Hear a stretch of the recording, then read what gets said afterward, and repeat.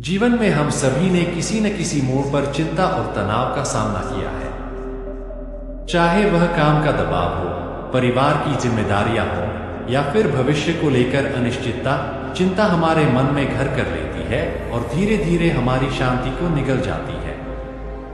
इस चिंता में घिरकर हम अक्सर यह भूल जाते हैं कि जीवन का असली सार शांति और संतुलन में है। गौतम बुद्ध ने अपनी शिक्षाओं में चिंता और तनाव से मुक्ति पाने के कई महत्वपूर्ण मार्ग सुझाए हैं। उनकी शिक्षाएं न केवल हमें मानसिक शांति की ओर ले जाती हैं, बल्कि यह भी सिखाती हैं कि किस प्रकार हम अपनी चिंता को नियंत्रित करके अपने जीवन को बेहतर बना सकते हैं। आज की कहानी में हम जानेंगे कि बुद्ध की ये शिक्षाएं किस तरह अर्जुन जैसे व्यक्ति के जीवन में बदलाव लेकर आईं और कैसे उसने चिंता से मुक्ति पाई। गौतम बुद्ध अपने समय के महानतम शिक्षक और मार्गदर्शक थे, जिन्होंने जीवन की गहरी समस्याओं को सरलता से समझाया। एक दिन बुद्ध अपने शिष्यों के साथ एक छोटे से गांव में प्रवास कर रहे थे। गांव के लोग बुद्ध के आगमन से अत्यधिक उत्साहित थे और बुद्ध के प्रवचन सुनने के लिए बड़ी संख्या में एकत्रित हुए थे। इस गांव में अर्जुन नाम का एक युवक भी था, जो अपने जीवन में बहुत परेशान और चिंता से घिरा हुआ था। अर्जुन की चिंता का कोई अंत नहीं था। वह दिन रात हर छोटी बड़ी बात की चिंता में डूबा रहता था।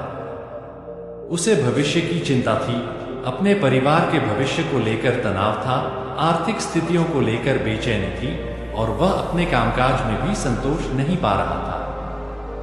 अर्जुन ने कई बार इस तनाव से बाहर निकलने की कोशिश की थी, लेकिन हर बार वह और गहरे तनाव में डूब जाता था। अर्जुन की चिंताओं का मुख्य कारण यह था कि वह हर चीज को अपने नियंत्रण में रखना चाहता था।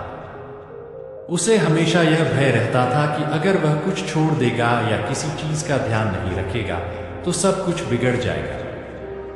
उसकी दिनचर्या इसी चिंता में बीत रही थी कि क्या कल सब ठीक होगा, क्या वह अपने परिवार के लिए पर्याप्त कर रहा है, क्या उसका काम स्थिर रहेगा। इस निरंतर चिंता ने उसकी नींद उड़ा दी थी और उसके स्वास्थ्य पर भी बुरा असर पड़ने लगा था। अर्जुन के माता पिता, उसकी पत्नी और बच्चे भी उसके तनावग्रस्त स्वभाव से परेशान थे। वे उसे समझाने की कोशिश करते थे कि इतना सोचना उसके लिए हानिकारक है, लेकिन अर्जुन को यह बात समझ नहीं आती थी। उसकी दुनिया चिंता और तनाव से घिरी हुई थी।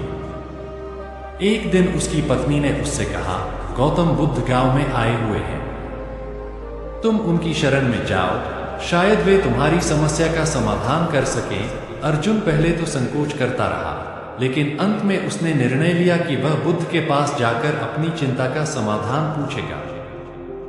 अर्जुन बुद्ध के पास पहुंचा। वह हिचकिचाते हुए उनके सामने बैठा और अपनी समस्या बताने लगा। भगवान, अर्जुन ने विनम्रतापूर्वक कहा, मैं दिन रात चिंता में डूबा रहता हूं।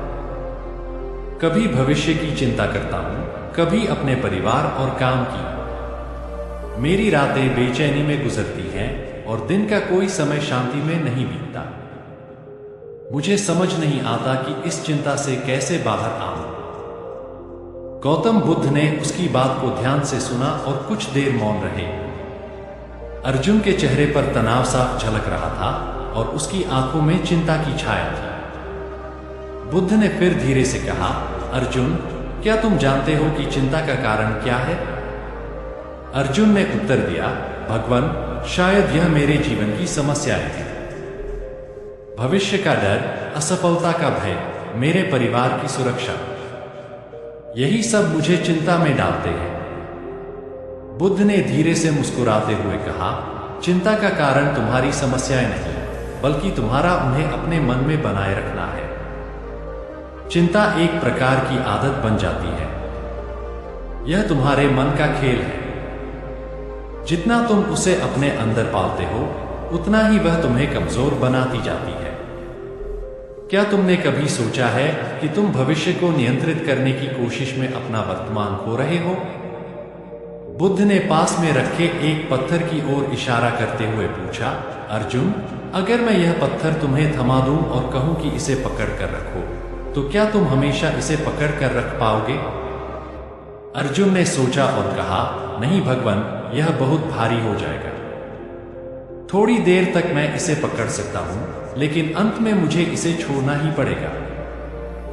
बुद्ध ने समझाते हुए कहा, तुम्हारी चिंता भी इस पत्थर की तरह है। जब तुम इसे कुछ समय के लिए सोचते हो तो यह हल्की होती है, लेकिन जब तुम इसे हमेशा के लिए अपने साथ रखते हो तो यह बोझ बन जाती है। चिंता को पकड़कर रखना ठीक वैसा ही है जैसे तुम उस पत्थर को अनंत समय तक पकड़कर रखना चाहते हो।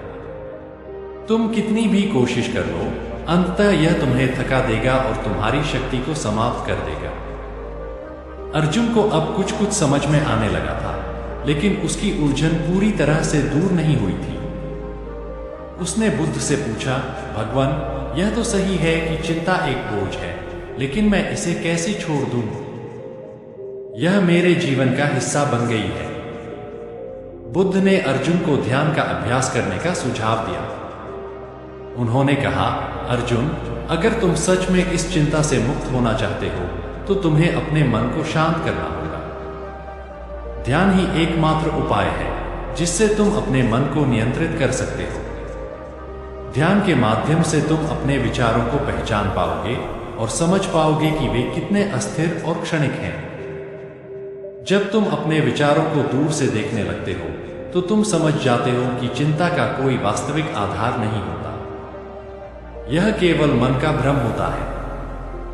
बुद्ध ने आगे समझाया, जब तुम ध्यान में बैठते हो तो सबसे पहले तुम्हें अपने मन को मौन में लाना होगा। तुम्हें अपने विचारों को आने देना है, लेकिन उन पर प्रतिक्रिया नहीं करनी है। जैसे बादल आकाश में आते जाते हैं, वैसे ही तुम्हारे विचार भी आएंगे और जाएंगे। तुम उनसे जुड़ने की कोशिश मत करो। धीरे धीरे तुम्हारा मन शांत होगा और चिंता का भार स्वतः कम हो जाएगा। अर्जुन ने बुद्ध की शिक्षा का अनुसरण करना शुरू किया। वह नियमित रूप से ध्यान करने लगा और धीरे धीरे उसकी चिंता कम होने लगी। उसने समझा कि चिंता को पकड़कर रखने से न तो उसका जीवन बेहतर होता है, न ही उसकी समस्याएं सुलझती हैं, बल्कि यह उसे और अधिक उलझा देती है। बुद्ध की इस शिक्षा ने अर्जुन का जीवन बदल दिया।